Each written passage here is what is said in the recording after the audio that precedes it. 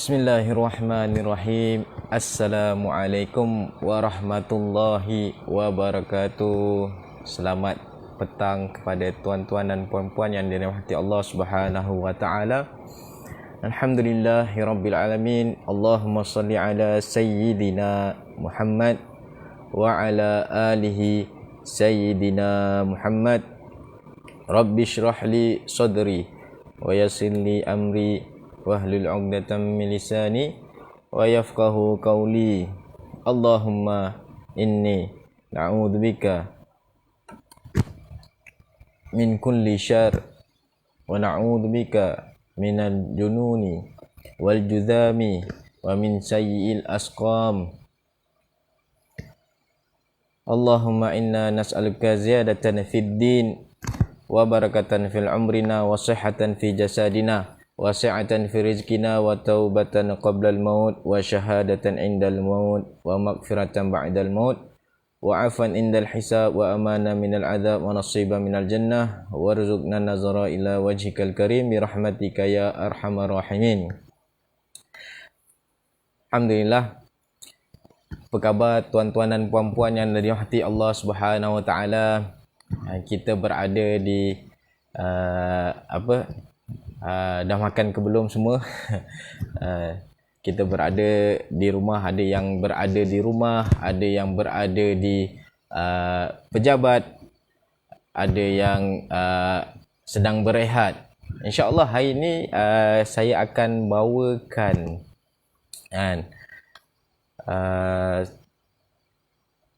saya akan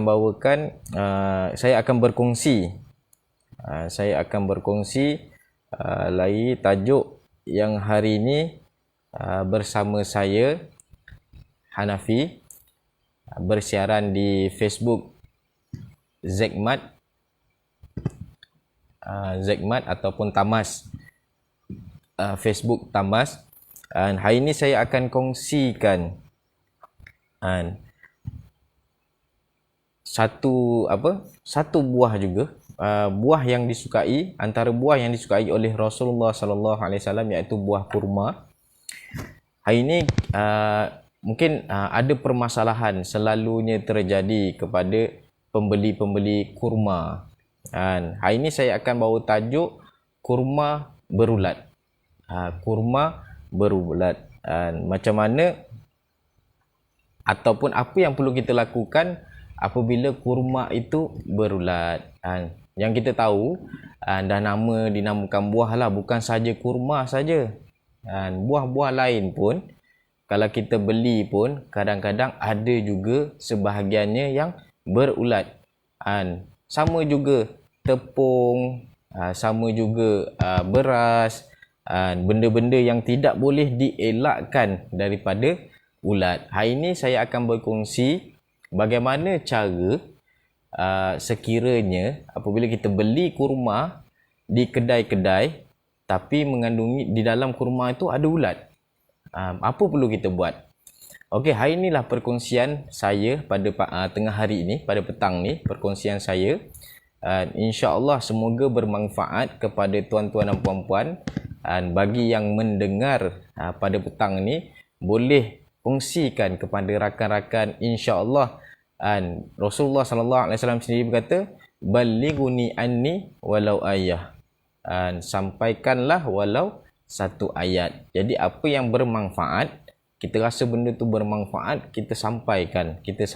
InsyaAllah kita ada saham itu. InsyaAllah. Jadi bila kita macam mana benda tu berulat, kurma tu berulat, macam mana kita nak atasi? Perlu kita buang ke membazir pula? Betul tak? Jadi pertama sebelum kita perlu cari permasalahan macam mana kita nak elakkan dulu. Macam mana kita nak elakkan kurma itu daripada berulat. Tak semestinya ulat tu datang daripada kedai yang kita beli ataupun penjual yang kita beli. Mungkin datang daripada rumah kita pun boleh. Boleh terjadi kurma tu datang, berulat tu datang daripada rumah kita. Jadi sebelum saya saya bagi tahu tips-tips ataupun saya kongsikan macam mana. Jadi kita tahu juga cara penyimpanan dulu. Kita mesti tahu cara penyimpanan kurma itu. Supaya ia tahan, dia nampak fresh. Fresh macam kita baru beli daripada kedai ataupun baru dipetik daripada pokok. Jadi kita nak kurma yang kita makan, harian kurma, suplemen, iaitu kita bagi tahu ini kurma ni suplemen lah, suplemen kita harian. Bagaimana kita nak atasi daripada kurma itu berulat? Jadi kita kena tahu cara dia sebelum kurma kita dijangkiti dengan ulat. Jadi tuan-tuan dan puan-puan, bila kita dah beli kurma, ni kurma lah ni. Ni kurma. Depan saya ni kurma. Contoh. Bila kita beli kurma, kita tengok dulu. Kita buka kotak kurma tu. Kita cek. Kita tengok daripada segi buah dia. Adakah buah tu dah berpecah ataupun berbau ataupun dah bertukar rasa. Jadi kita cek dulu sebelum kita tengok buah yang kita dapat. Sekiranya semua okey, alhamdulillah semua okey, maknanya daripada tangan penjual itu okey, tidak ada masalah kurma itu. Jadi kita ambil buah kurma itu bila dah cantik, dah tengok buah itu fresh dan elok isi dia. Jadi kita tidak boleh letak sahaja di dalam kotak kurma. Kita jangan letak kurma itu dalam kotak ni. Kita jangan letak. Untuk apa? Untuk menjaga kualiti kurma itu. Sebab apa? Kalau kita beli 500 gram, kita beli 1 kilo, kurma tu banyak. Jadi bila kita amalkan 7 biji sehari, kalau rumah tu ramai memang peminat kurma dan hari-hari kurma, boleh simpan di luar. Tidak ada masalah. Sebab apa? Confirm kurma itu habis dimakan. Jadi selalunya lah, ahyanan ataupun selalunya lah, kurma ni dimakan pada waktu pagi 7 biji sahaja. Jadi bila sampainya kurma di tangan anda ambil kurma itu, kemudian disimpan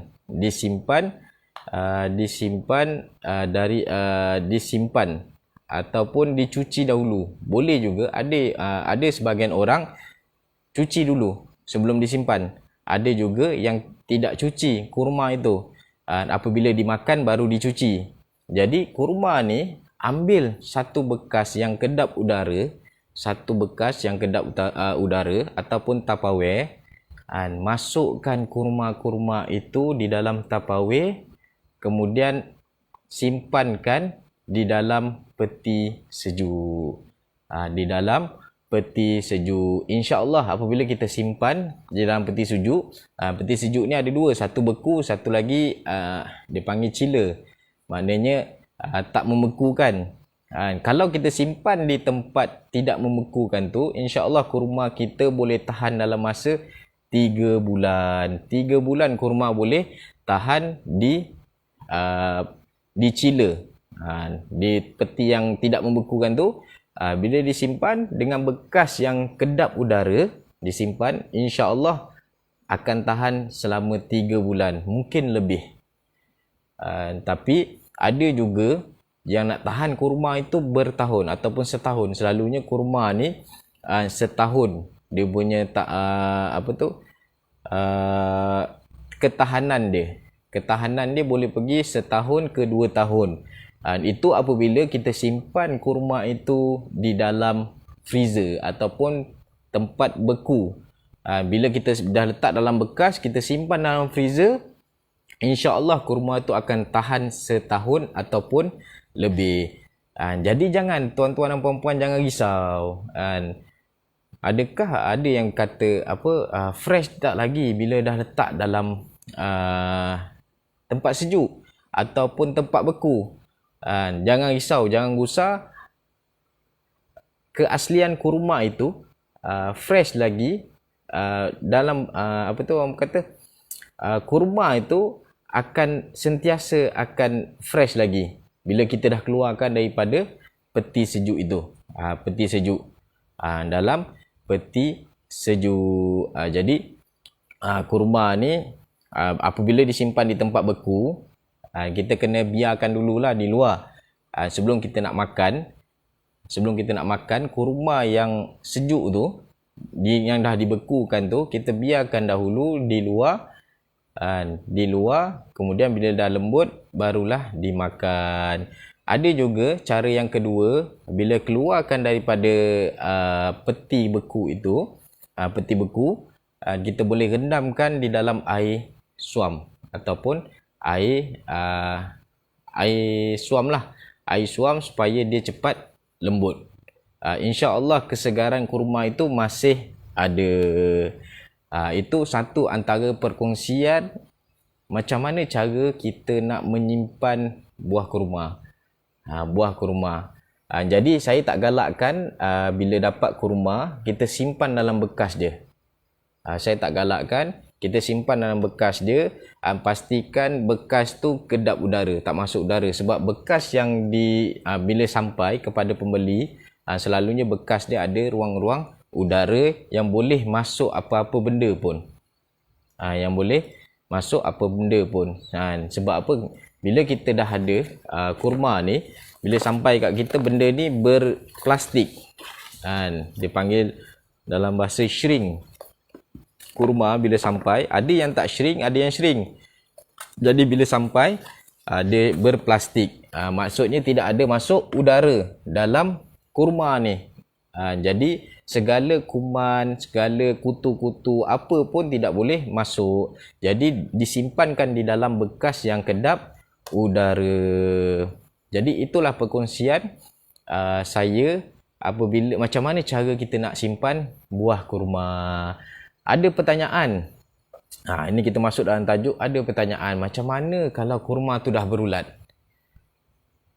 Macam mana kalau kurma tu dah berulat? Jadi bila kurma itu berulat,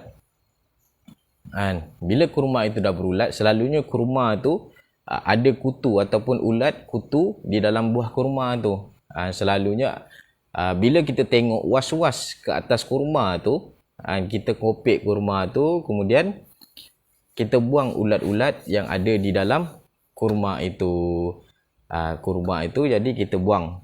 Kita buang ulat tu, jangan dibuang kurmanya. Kurmanya jangan dibuang, masih boleh dimakan. InsyaAllah tidak ada mudarat. Jadi sebaik-baiknya apabila dapat kurma di tangan si pembeli, di tangan siapa yang nak beli kurma tu, jadi pastikan kurma yang sampai dicuci dahulu. Itu sebaik-baiknya. Dicuci dahulu sebelum simpan. Dicuci dahulu sebab dekat kurma, buah kurma ni macam-macam benda yang dah dihinggap di buah kurma itu sebelum daripada tempat import tu. Daripada kita import daripada tanah Arab, sama ada di Madinah ataupun di mana-mana pun, diimport, kemudian dimasukkan di dalam kontena, kemudian baru sampai ke Malaysia, kemudian daripada Malaysia baru sampai ke si pengimport, kemudian diorang akan bawa masuk ke ke tempat korum lah, ataupun tempat penyimpanan, tempat beku. Jadi boleh cuci dahulu kurma itu sebelum disimpan. Boleh cuci menggunakan ini antara selalunya saya buat untuk menyimpan. Selalunya saya akan simpan untuk dicuci, saya akan cuci menggunakan air garam dahulu. Saya akan ambil satu, kita akan asingkan kurma tu di dalam bekas.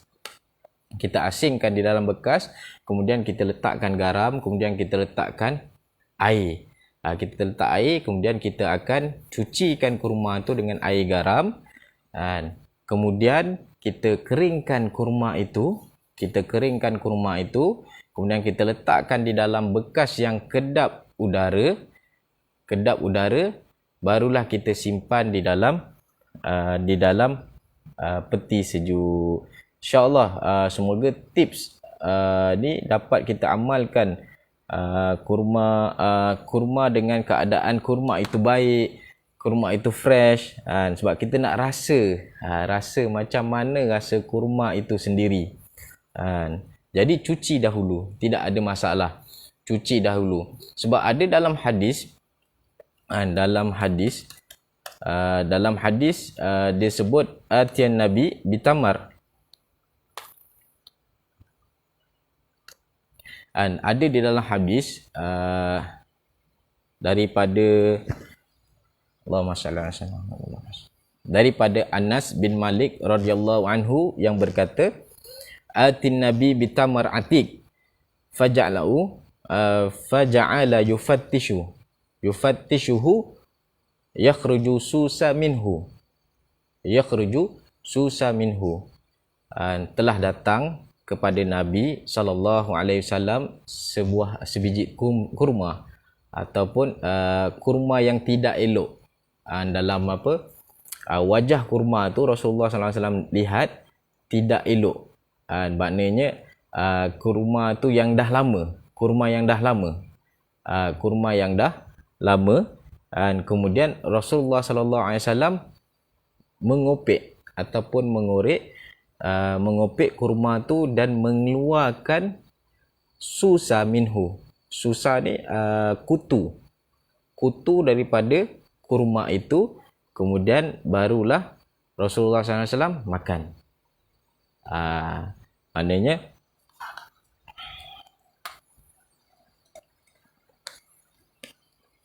Maknanya Rasulullah SAW sendiri mengajar bagaimana cara kita bukan membuang kurma tu. Nampak rosak, nampak kurma itu lama, kemudian dibuang. Tidak. Rasulullah SAW mengajar kita untuk buka kurma tu, kemudian buang yang tidak elok di dalam kurma itu sahaja. Bukan membuang kurma yang sebiji yang dah nampak luar itu kurma yang lama. Maknanya bila nampak, kita boleh tengok bentuk kurma tu. Kita boleh tengok kurma tu sama ada kurma tu buah lama ataupun buah baru. Kita boleh tengok. Kemudian apabila kurma tu nampak tidak elok daripada luaran, bila kita tengok tidak elok daripada luaran, selalunya di dalaman dia pun tidak elok. Jadi kita kopek kurma tu, kita buang yang tidak elok, kemudian boleh dimakan. Ada juga dalam hadis Nabi Muhammad SAW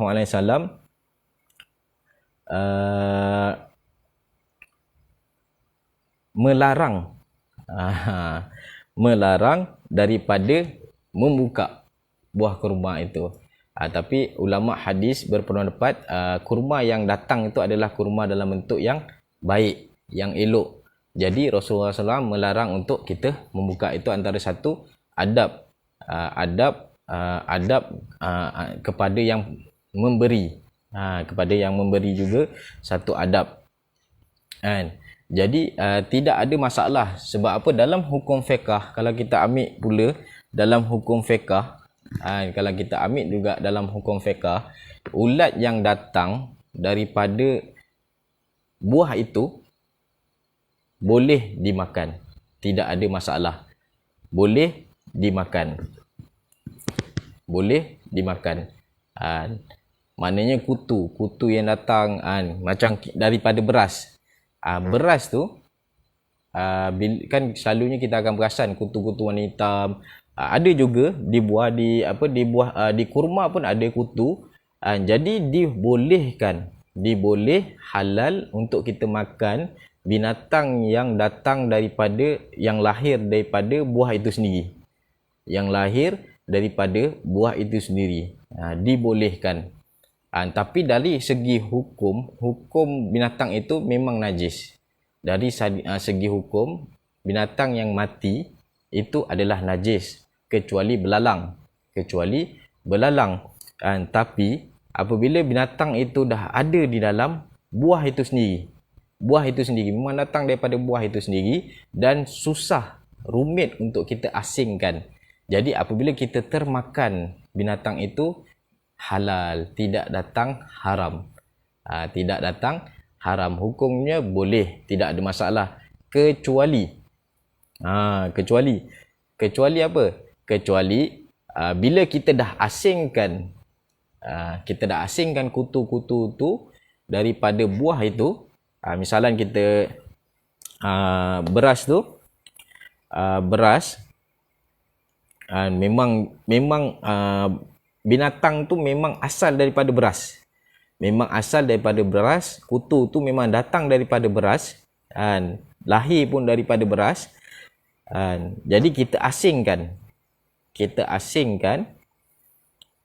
Kemudian apabila dah terpisah daripada tempat asal dia, kita makan kutu itu hukumnya haram.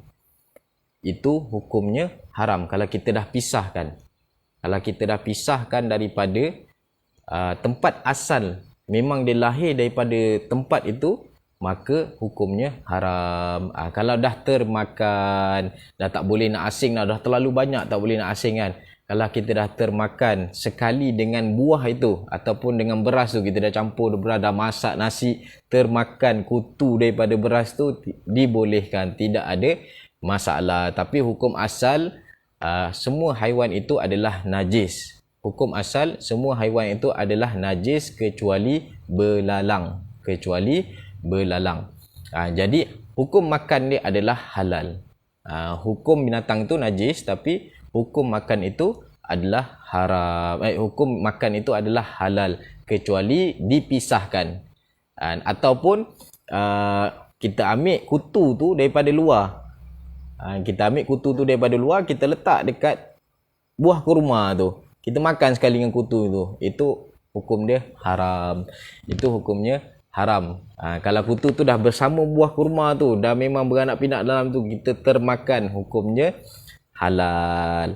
Jadi itulah antara hukum daripada faedah-faedah. Kita jangan risau. Mungkin nampak geli dan jijik. Kalau nampak geli dan jijik, kita keluarkan. Kita keluarkan dan kurma yang tinggal itu, yang bersih, yang elok, kita makan. Ataupun kita boleh jadikan apa-apa segala. Kita boleh jadikan kurma tu dalam masakan. Kita boleh buat boleh cicah dengan roti, jadikan jam boleh. Ataupun kita gantikan manisan. Kita gantikan masakan, kita gantikan manisan tu, jadikan macam mana kurma tu dijadikan manisan. Kita gantikan gula kepada kurma untuk jadikan manisan. InsyaAllah kita amalkan sunnah. Di dalam sunnah tu ada kejayaan. Dengan niat, insyaAllah dengan niat kita ikut sunnah Nabi Muhammad sallallahu alaihi wasallam, itu pun satu pahala.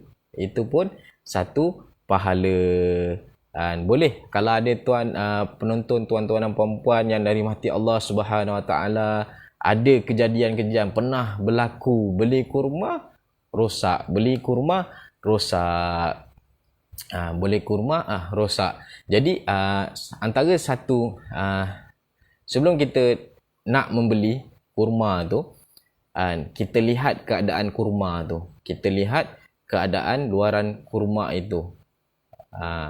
Kalau dia banyak pecah-pecah, jadi janganlah pilih yang pecah-pecah tu.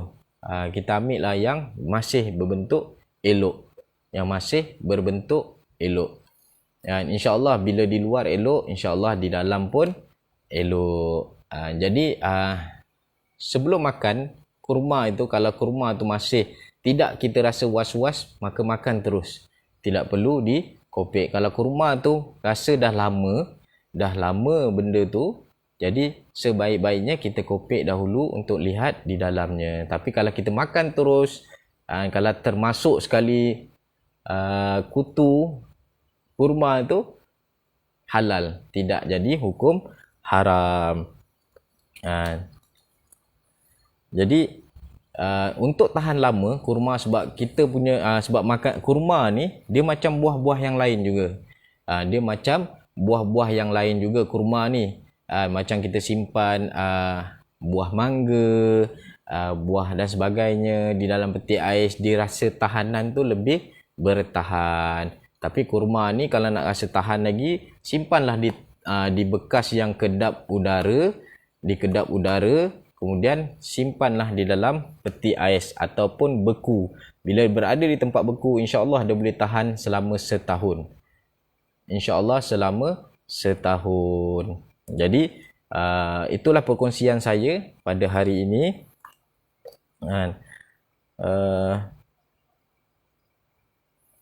Okay, saya tengok, kita baca komen. Terima kasih kepada yang menonton. Ada yang bertanya, kurma ini boleh tahan berapa tahun maksimum Ustaz? Okey, tergantung kepada cara simpan dia. Selalunya di tempat beku, insya-Allah boleh tahan lebih daripada setahun. Lebih daripada setahun. Lebih daripada setahun. Selalunya lah. Tapi kita kalau beli sekilo tu, takkan nak simpan setahun dekat dalam peti beku. Takkan simpan setahun. Jadi selalunya kalau kita beli sekilo 500 gram, bagi yang penggemar kurma ni, sebulan pun selalunya dah habis. Selalunya dah habis. Tapi kurma boleh bertahan di tempat beku selama setahun lebih. Setahun atau lebih. Setahun atau lebih. Kurma boleh tahan di tempat beku. InsyaAllah. InsyaAllah.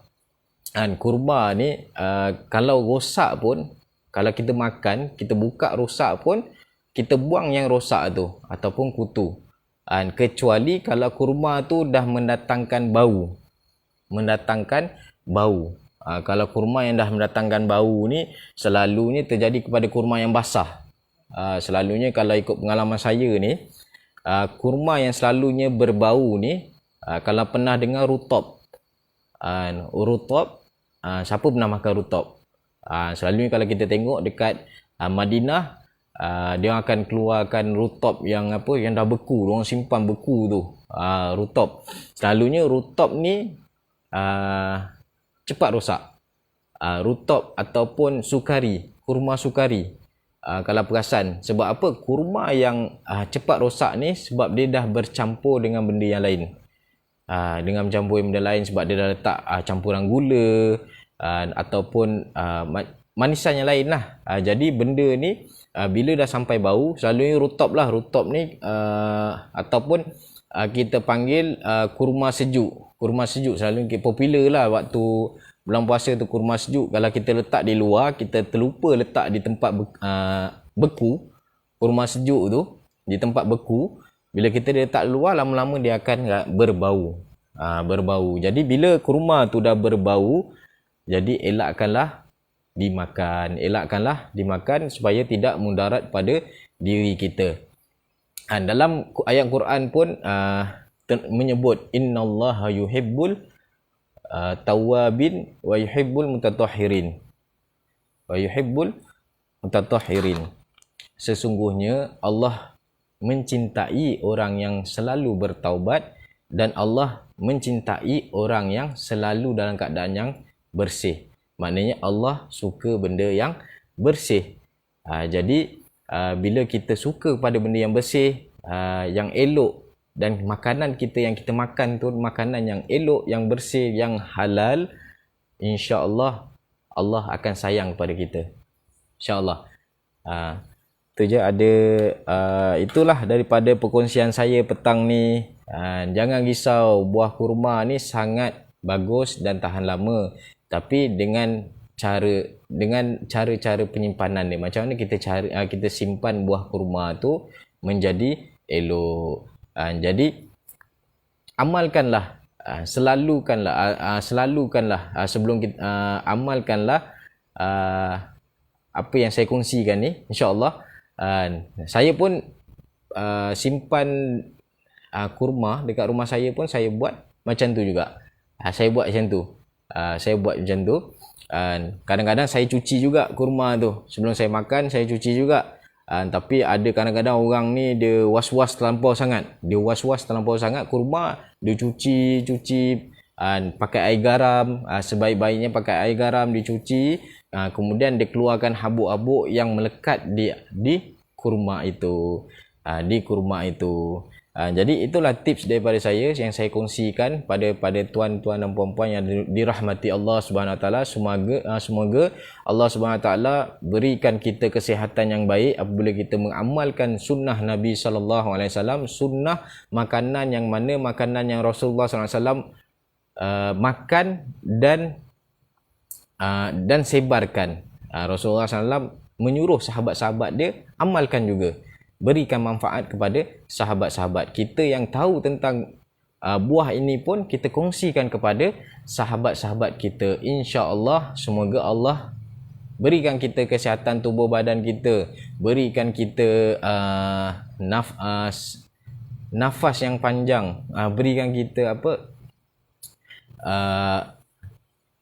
nikmat menghirup udara lagi, panjangkan umur kita, supaya kita lebih semangat untuk beribadah kepada Allah Subhanahu Wa Taala. Itu saja kongsian daripada saya.